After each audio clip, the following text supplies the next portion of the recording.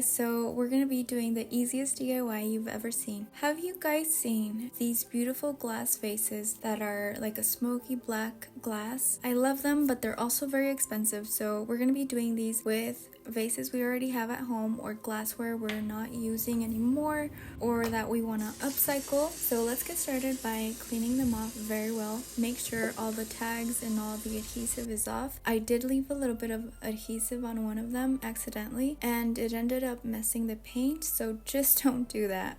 Learn from my mistake. You do want to make sure you're using this exact spray paint because it does have a transparency to it.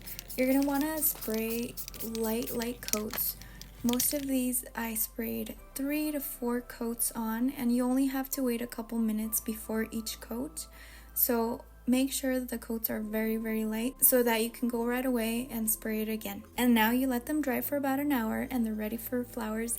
I did only spray them on the outside because I still wanted to use these as vases or use them to put stuff in. So what do you guys think? Alright guys, thank you for watching. I'll see you next time.